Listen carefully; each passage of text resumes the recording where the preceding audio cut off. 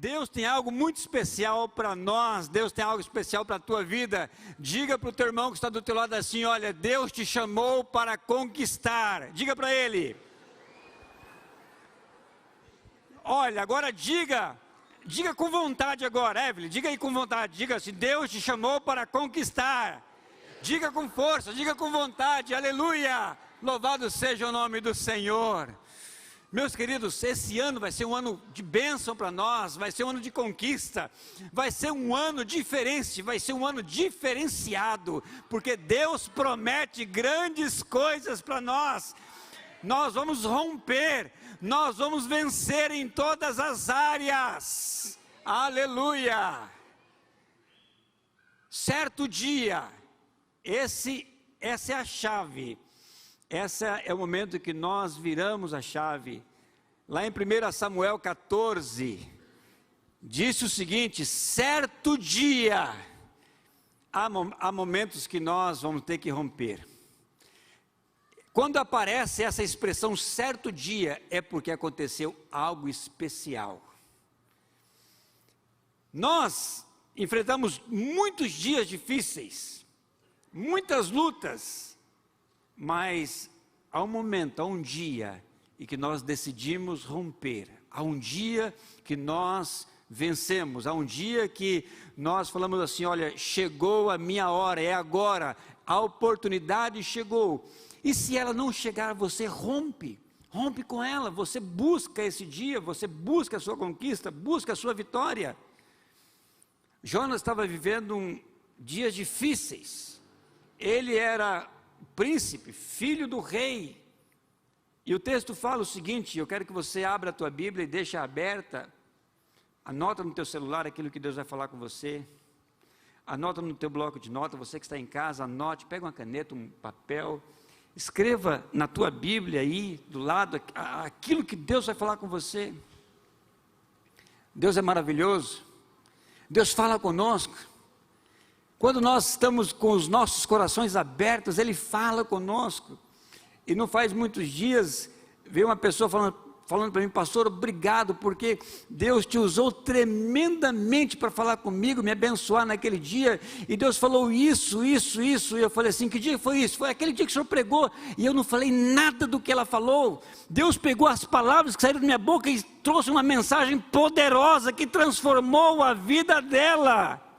Abre o teu coração, fala: Deus, eu quero ouvir, eu quero te ouvir, traga para mim vida, traga para mim mensagem, traga para esse tempo de hoje aquilo que o Senhor tem. E Deus está cheio, Deus está abundante de bênçãos para você, para a tua casa, para o teu casamento, para a tua família, para os teus filhos, para os teus negócios. E Ele está falando que esse ano de 2023 será um ano maravilhoso, será um ano de crescimento, de bênção, de semeadura, de colheita. Então prepara para aquilo que Deus tem para você. E esse texto de 1 Samuel capítulo 14, o contexto dele não é diferente do nosso, contexto difícil, de opressão, de lutas, de perseguições. E o povo de Deus estava preso, estava oprimido por causa dos filisteus. Olhe para a nossa sociedade, olhe para o nosso Brasil, tantas divergências, tantas narrativas, tanta polaridade política, social, a gente não sabe o que vai virar, o que vai acontecer, mas não interessa. Interessa que Deus está com você na tua casa. O diabo não vai entrar na tua casa, você vai conquistar, você vai semear e vai colher em abundância, porque Deus está com você. Abra o teu coração, abra a tua mente para receber aquilo que Deus tem para você nessa manhã. E o texto fala o seguinte: certo dia Jonatas, filho de Saul, disse ao seu jovem escudeiro: chega, basta. E ele fala o seguinte: vamos ao destacamento dos filisteus do outro lado. E ele, porém, não contou isso ao seu pai. Por que ele não contou ao seu pai? Sabe, queridos, tem momentos da nossa vida que nós entramos numa depressão emocional, numa depressão espiritual, numa depressão física, e nós não queremos nada com nada. Nós queremos fugir da realidade, nós queremos fugir dos conflitos, do problema. E Saul estava onde? Saul estava sentado debaixo de uma romanceira na fronteira de Gibeá, em Migron, e ele estava com uns 600 homens. Bem da verdade, que Israel estava numa miséria. Estava com poucas pessoas, poucos soldados. O inimigo tinha saqueado, roubado todo o ouro, toda a prata, todo o ferro, tudo que se podia fazer de armas. Israel estava sem nada. Mas não interessa. Interessa que um jovem, um príncipe, ele falou assim: olha, eu não posso contar nem isso para meu pai, senão meu pai vai falar que eu sou louco. Mas eu não posso ficar aqui. E ele então rompe, ele decide avançar. E Saul estava com tudo que poderia trazer um falso conforto. Ele estava debaixo de uma sombra, ao redor de 600 homens. E ele estava entre os quais, que era Ias, que levava o colete sacerdotal. Ele tinha, supostamente ali, todos os utensílios que trazia a presença de Deus. E esse sacerdote, que era filho de Aitube, que é o pai do YouTube. Podre, né, irmãos? Irmão do Icabode, podia ser pai do iPod também, né? Mais podre ainda, né? Filho de Finéias, neto de Eli, sacerdote do Senhor em Siló. O texto fala que ninguém sabia que Jonatas havia feito, que havia saído. Em cada lado do desfiladeiro que Jonatas pretendia atravessar para chegar ao destacamento dos filisteus, havia penhasco íngreme. Um que chamava Bozés e o outro Sanés. Um significava brilhante e o outro significava espinhos. E havia um penhasco ao norte em direção de Micmas e outro ao sul em direção a Gebá. Jonatas disse ao seu escudeiro: vamos ao destacamento daqueles incircuncisos, talvez o Senhor haja em nosso favor, pois nada pode impedir o Senhor de salvar, seja com muitos, seja com poucos. E disse o seu escudeiro: faça tudo o que tiveres em tua mente, e eu irei contigo. Em outras versões fala: faz tudo o que tiver no teu coração, e eu estou com você. Jonatas disse: venha, vamos atravessar em direção dos soldados e deixaremos que nos avistem. Se nos disserem: espere aí até que cheguemos perto, ficaremos onde estivermos e não avançaremos. Mas se disserem: suba até aqui, subiremos, pois este será o sinal para nós que o Senhor nos entregou em nossas mãos. Então os dois se deixaram ver pelo destacamento dos filisteus, que disseram: vejam, os hebreus estão saindo dos buracos onde estavam escondidos, e gritaram para Jonatas e o seu escudeiro: suba até aqui e daremos uma lição a vocês. Diante disso, Jonatas disse ao seu escudeiro: siga-me, o Senhor entregou nas mãos de Israel. Jonatas escalou o desfiladeiro usando as mãos e os pés, e o escudeiro foi logo atrás. Jonatas os derrubava e o seu escudeiro logo atrás dele os matava. E naquele primeiro ataque, Jonatas e o seu escudeiro mataram cerca de 20 homens numa pequena área de terra. Então caiu terror sobre todo o exército, tanto sobre os que estavam no acampamento e no campo, como sobre os que estavam nos destacamentos, até mesmo nas tropas de ataque. E o chão tremeu e houve um pânico terrível. Em outras versões fala: o terror do Senhor caiu sobre aquela terra e o chão tremeu. Diante disso, meus irmãos, não há dúvida de que o Senhor nos chamou para conquistar. O Senhor nos chamou para avançar, independente das circunstâncias em que nós estamos passando. Independente, aqui nós encontramos 4 ações que nos levam, que nos traz essa consciência de que Deus tem um propósito para todos nós. Agora, a primeira ação que deve trazer consciência para nós, para mim, para você, é que eu preciso sair da zona de conforto. Diga para a pessoa do seu lado, saia da zona de conforto. Diga para ele.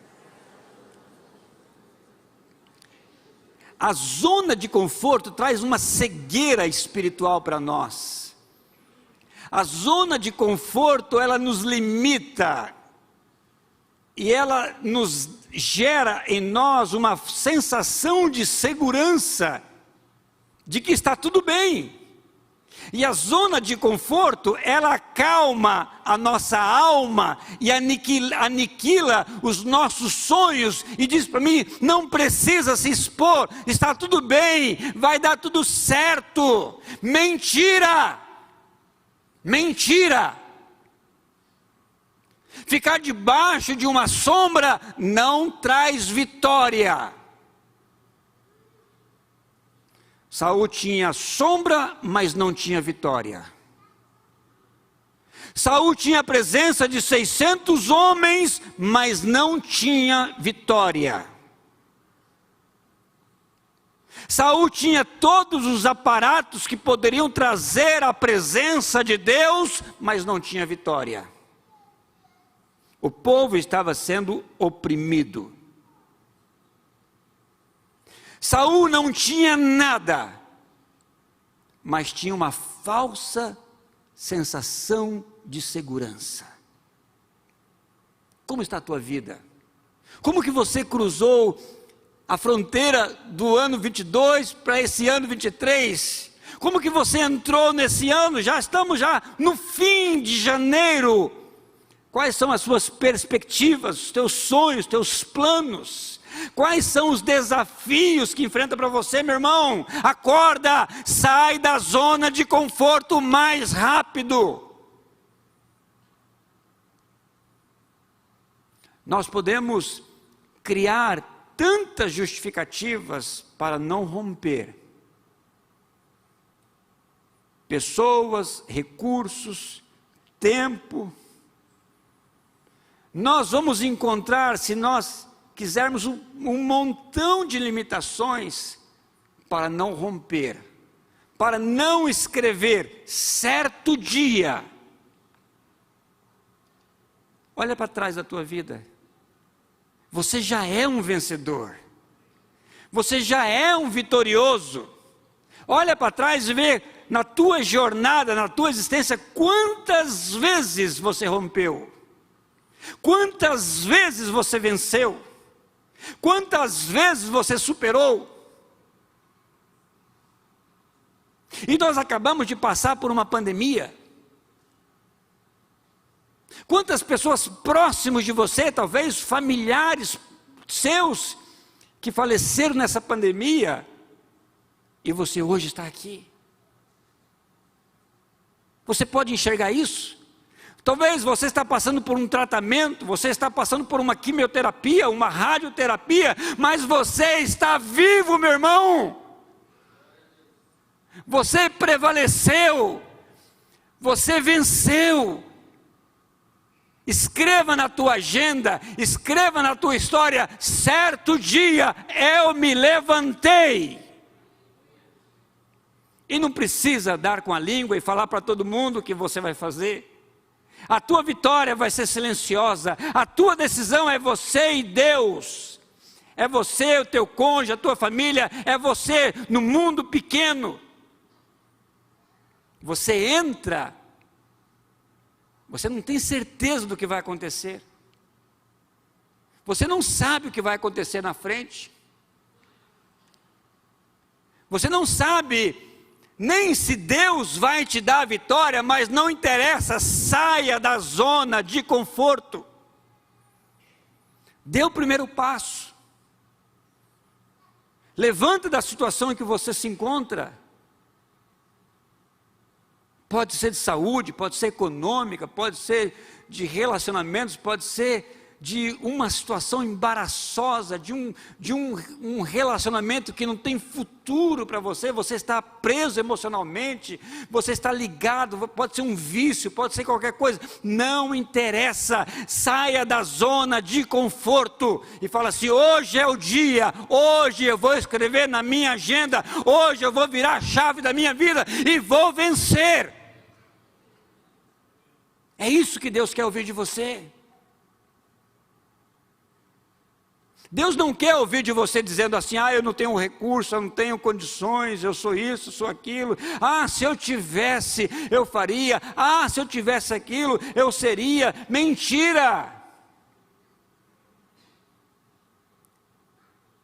Tudo indica que Jonas não tinha nenhuma arma.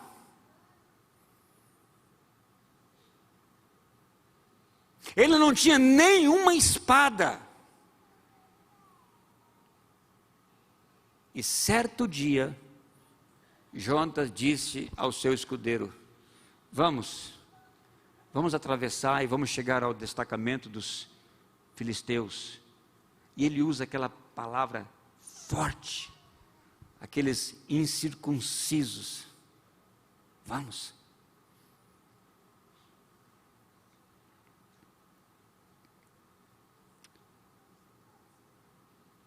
Queridos, a zona de conforto, ela alimenta tanto a pessoa no emocional, que ela deixa de ver, cognitivamente falando, as possibilidades de soluções que nós temos. Escuta aqui, você não tem uma solução, você tem várias oportunidades de solução para a sua vida. Mas a zona de conforto te limita. E a pessoa, ela acha que ela não tem nada, ela não tem nenhum recurso, ela não tem ninguém, que ela está sozinha. É isso que o diabo quer fazer conosco.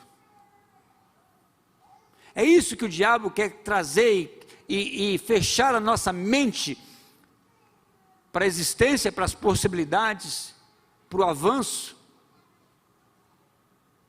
E não precisa, no processo, nem saber se Deus vai dar ou não a vitória para mim. Porque Jonas, a única coisa que ele sabia era que Deus era poderoso. Que Deus poderia dar vitória com muito ou com poucos, essa era a única verdade que Jonas sabia. Agora ele falou assim: talvez Deus haja de misericórdia e nos dê vitória. Mas isso não impede de que eu possa avançar. Isso não impeça que eu dê o primeiro passo em direção à minha vitória, à minha mudança. É eu me conformar com a realidade, é eu me conformar com a vida que eu estou levando, é eu me conformar com o meu casamento, é eu me conformar com a minha vida econômica, é eu dizer: Senhor, eu quero mudar, eu vou mudar, e hoje é o dia que eu vou mudar. Agora, segunda ação que isso me traz consciência, é de que sempre eu vou precisar da ajuda de alguém. Eu não estou sozinho nesse mundo. Você não pode caminhar sozinho. Você vai ter o teu cônjuge, você vai ter o teu pai, tua mãe, você vai ter o teu irmão, você vai ter um amigo, você vai ter alguém. E Jonas tinha um escudeiro fiel, um escudeiro que ele não era mercenário, não era um cara pessimista, ele era parceiro. Os caras estavam enfrentando a morte, os caras estavam loucos de passar do outro lado do desfiladeiro, entrar no acampamento dos filisteus, talvez somente com a espada que esse escudeiro tinha. você vai precisar de alguém com coragem, a mesma valentia que a tua. Poderia dizer louco igual você. Alguém que fala assim, vamos para cima.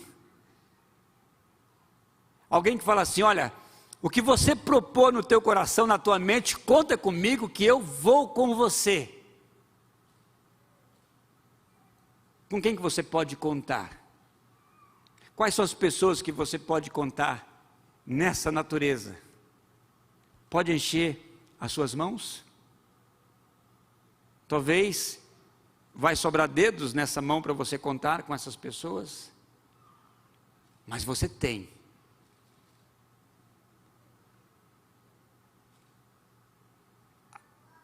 Todas as minhas loucuras, não vou dizer todas, mas quase todas as minhas loucuras, a Raquel falou assim, estou dentro. Conta comigo. Nós vamos precisar de alguém que fala assim, olha, eu visto a camisa com você. Alguém que ora, que paga o preço de orar, de jejuar. Alguém que te ajuda, pode não ter recurso nenhum, mas não interessa. Mas é alguém que está do teu lado. Você passando pelo vale da sombra da morte, ter alguém do teu lado. Agora você não precisa ser o Jonatas. Você pode ser o escudeiro. Você pode ser aquela pessoa e dizer assim, olha, eu estou com você. Quando você ouvir uma loucura, conta comigo. Eu estou do teu lado, eu vou junto com você. E a coisa mais gostosa é ouvir o testemunho depois disso. Quando Deus dá vitória, que você senta para celebrar, aí você fala assim, obrigado, porque você estava comigo. Depois da vitória, você viu aquele sorriso e fala assim, cara, nós vencemos. Talvez para o seu cônjuge, quantas lutas. Quantas lutas. Quantas vezes você teve que liberar perdão e receber perdão.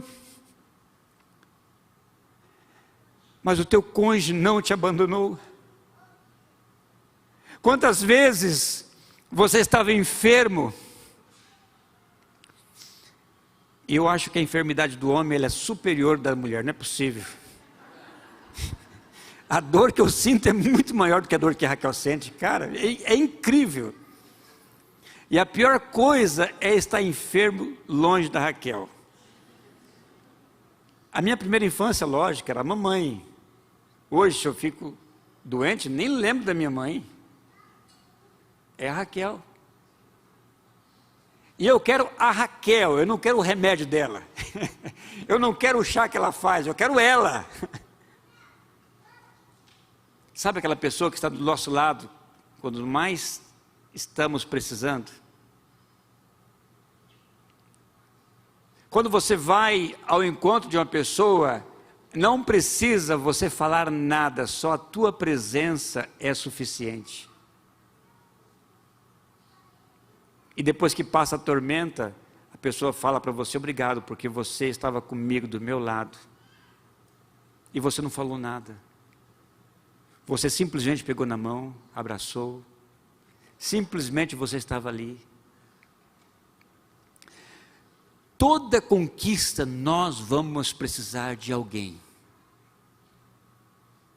Abra o teu coração para o teu cônjuge.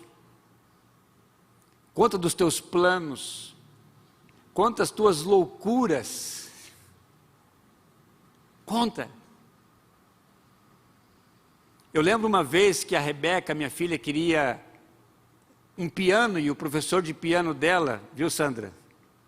Queria um piano de corda, não elétrico, porque ele queria que as cordas vibrassem. Eu falei assim, não, mas toda vez que ela tocar eu vibro o teclado, é mais barato. Ele falou, não, tem que ser piano. E eu fui atrás do preço do piano, e nós éramos missionários e não tinha condição de comprar aquele piano, e falei, e agora? E aí eu fui falar para a Rebeca, falei, Rebeca, vamos orar então, pedir para o Pai do Céu o piano. E ela orou e nós oramos, e na semana seguinte ela falou assim, pai, e agora, quando nós vamos pegar o piano? Eu já orei, e eu então entrei em oração, e a Raquel estava na sala, e nós nos quartos em cima, e eu orando, e de repente veio uma loucura assim, um insight, veio uma loucura, e Deus falou assim, olha, sai das suas mãos, e das minhas mãos, e tal, e vai, livro, eu vou escrever um livro.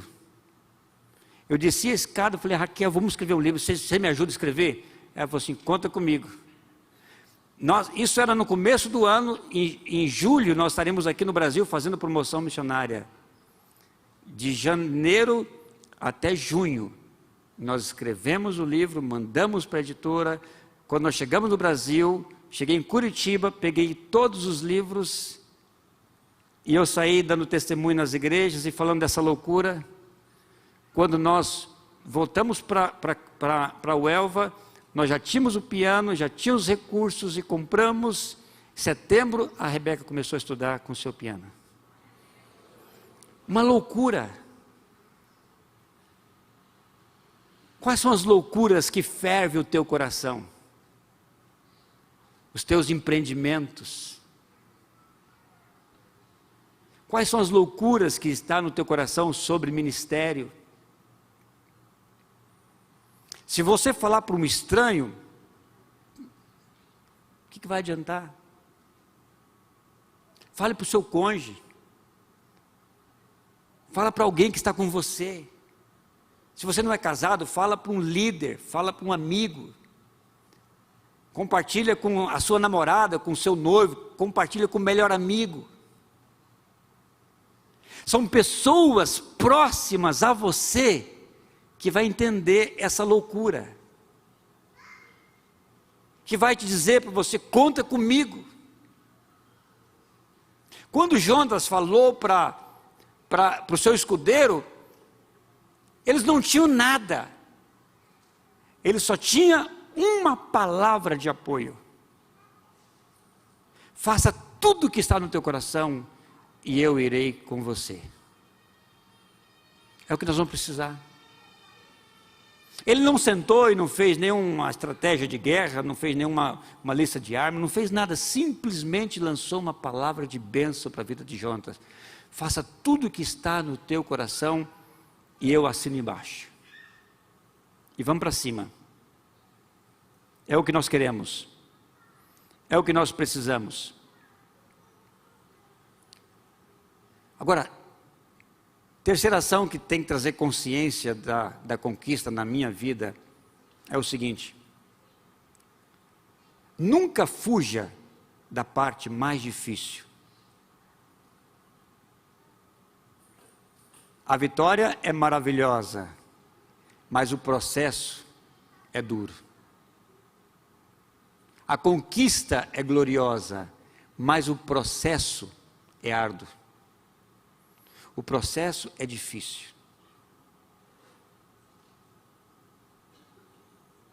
E Jonas não fugiu da parte mais difícil. E ele então simplesmente falou para o seu escudeiro o seguinte: olha, vamos passar ao campo, ao destacamento dos filisteus, talvez Deus age de misericórdia para conosco. Talvez. Esse é o risco que você vai passar.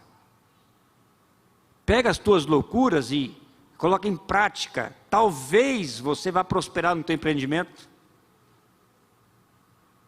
Não importa. Mas se você não lançar, você não vai saber. Se você não se arriscar, você não vai saber. Sabe aquele concurso? Estuda 8 horas, 10 horas, se empenhe, busque. Talvez você passe nele. Porque Deus pode te abençoar. Ontem uma pessoa falou para mim uma coisa muito difícil. de ser compreendida. Uma pessoa nova convertida na fé, uma pessoa que estava buscando a Deus, e ele chegou para mim e falou assim: pastor, eu sei que Deus não tem pessoas preferidas. Não tem. Deus ama todos iguais. A pergunta dele: mas Deus tem uma graça especial para cada pessoa? Por que umas pessoas prosperam, outras não? Por que Deus cura algumas pessoas do câncer e outras morrem? São temas difíceis da gente saber. Lembra daquela criança, daquele filme que ele ficou submergido e depois a mãe começou a orar e ele ressuscitou, voltou. O primeiro dia de aula ele foi com todo entusiasmo para falar para a professora. Qual foi a resposta da professora? Por que Deus te salvou e matou o meu marido? Até eu não passar pelo processo, não interessa. Eu vou lutar. Se você está enfermo, você vai lutar, você vai lutar, você vai guerrear, você vai buscar, você vai tomar os remédios, vai buscar. Se Deus quiser te curar, Ele vai te curar. Senão Ele vai falar para você: filho, a minha graça te basta. O que não pode acontecer é você querer o caminho mais fácil, e o caminho mais fácil é submeter à zona de conforto, dizendo o seguinte: se Deus quiser, Ele vai me curar. Se Deus quiser, Ele vai me abençoar.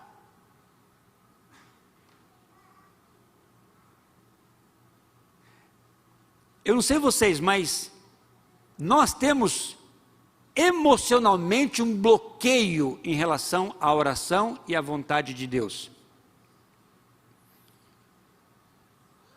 Vamos imaginar que, amor, vem aqui rapidinho, ela vai me matar depois, mas tudo bem. Vamos imaginar que eu chego assim, todo animado, e falo assim: amor, vamos comprar um carro novo? Essa é a Raquel. Mas, e se ela chega para mim e fala assim, na real, aí fala assim: Leno, e se isso não for da vontade de Deus? Você vai repetir isso aí: Raquel, vamos comprar um carro novo? E se não for da vontade de Deus? É verdade, e se não for da vontade de Deus? Corporalmente, eu me encolhi. Eu me encolhi e falei assim: é verdade, Raquel, nós temos conta, nós temos isso, nosso salário não dá. É verdade, se não for da vontade de Deus, o que vai acontecer? Eu não tenho nem ganas, nem garra de orar, porque a Raquel me cortou. Sem ela querer, ela me cortou dizendo: e se não for da vontade de Deus? Eu já retraí. Agora, Raquel, você fala assim: legal, Leno, e se for da vontade de Deus? Vamos lá? Raquel, eu vou comprar um carro novo. Vamos sim, se for da vontade de Deus. Uau, Raquel, se for da vontade de Deus? É isso aí, se for da vontade de Deus. Eu não sei, eu não tenho a vontade de Deus, mas emocionalmente eu já me projeto. É verdade, e se for da vontade de Deus? Vamos orar então? Vocês perceberam, irmãos? Eu preciso... Obrigado, amorzinho, não vai brigar comigo depois não, né?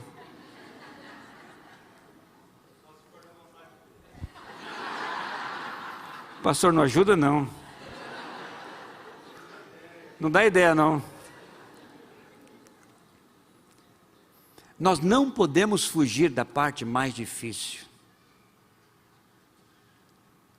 A vitória vai passar pelo processo. E Jonas, simplesmente ele falou para o seu escudeiro: nós vamos descer no vale. Eles tinham que descer primeiro. E depois de lá, ele falou o seguinte: olha, nós vamos dar a conhecer, nós vamos fazer com que eles nos vejam. Os filisteus que estavam lá em cima do morro, do penhasco.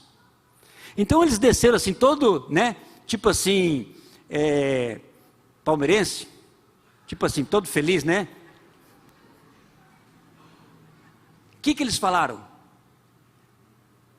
A proposição era essa: se os filisteus falarem assim, olha, ficam aí, que nós vamos descer,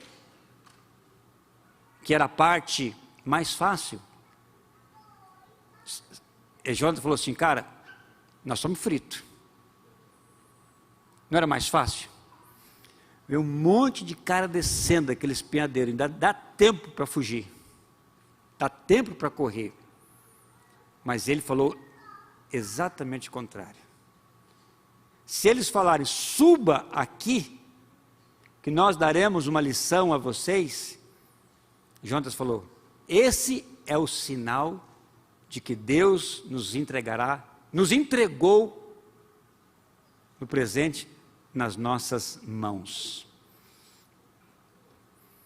E foi justamente que isso aconteceu. Eles chegaram, meio que anunciando assim, que estava dando a conhecer, tal. Eles falaram, olha aí os hebreus, aqueles que estavam escondidos, covardes, estão saindo dos buracos. E qual era a frase? Suba até aqui, e nós daremos uma lição em vocês. Subam aqui, subam, vocês aí, subam aqui, nós daremos uma lição para vocês. E Jonas falou assim, esse é o sinal, o caminho mais difícil, nunca fuja do caminho mais difícil. E o texto fala que Jonas subiu com as mãos e os pés. Como se sobe com as mãos e os pés? De gatão. Não tem outra forma. Era tão íngreme o penhasco que ele subiu de gatão. E eu imagino que o seu escudeiro fiel botou a espada na boca, nos dentes, e subiu assim, ó, agarrado. E quando ele subiu, Jonas derribava e o escudeiro vinha atrás e matava. Derribava e matava. E a quarta ação que nos leva a essa consciência é essa. Abre o teu olho. Escuta bem. Deus está sempre do teu lado.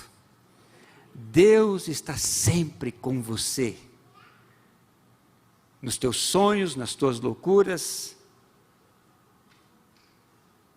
Nem sempre Ele vai te dar vitória, mas Ele vai dar a sua presença ao teu lado, em todos os momentos.